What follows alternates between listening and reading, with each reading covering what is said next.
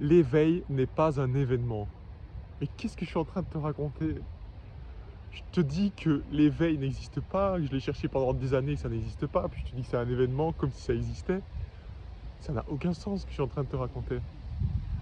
Tout simplement parce que l'éveil n'existe pas quand il y a cette évidence que tout n'est que concept et qu'il y a juste cette vie impersonnelle, cette liberté qui suit son cours. Mais si l'on vit dans un monde de concepts, eh bien l'éveil n'est pas vraiment un concept. Tant qu'on se croit être quelqu'un, une personne, quelqu'un à l'intérieur d'un corps, en train de piloter un corps, de faire des choix, de fonctionner dans l'espace-temps, d'avoir une autonomie personnelle, d'être séparé de tout le reste, alors à ce moment-là, l'éveil est quelque chose de bien réel. Jusqu'à découvrir qu'en fait, il n'y a pas d'éveil, que c'est pas réel et qu'il n'y a que la vie. Mais avant ça, il n'y a pas d'avant, parce qu'il n'y a pas de temps, eh bien il y a apparemment une possibilité d'éveil. Et cette possibilité d'éveil n'est pas quelque chose qui peut se produire dans le temps. Il n'y a littéralement pas de temps. Donc l'éveil n'est pas un événement.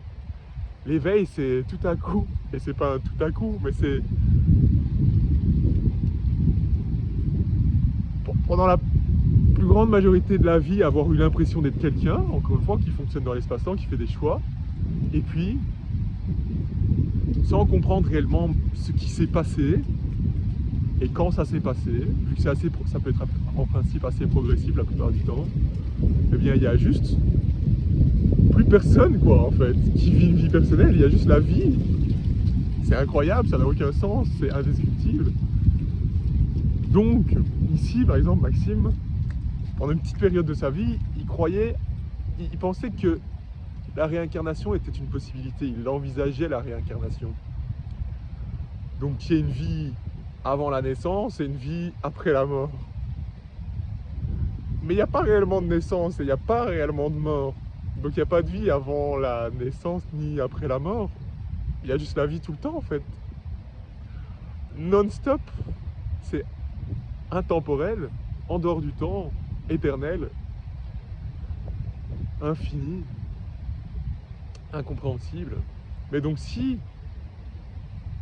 il y a l'impression là d'être quelqu'un, d'être une personne qui a sa vie en charge, bah c'est une illusion complète.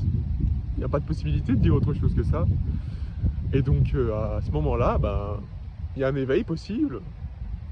Ici Maxime, encore une fois, quand il se renseignait par rapport à l'éveil, l'illumination, qu'il voyait que ça parlait de ça dans toutes les traditions spirituelles et que plein de gens parlaient de ça, à toute époque on a parlé de ça. Il y a des milliers d'années on parlait déjà de ça.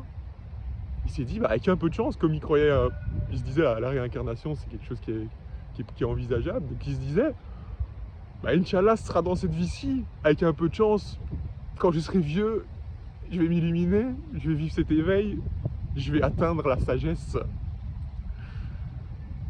Comme si ça pouvait pas se dévoiler là maintenant, là.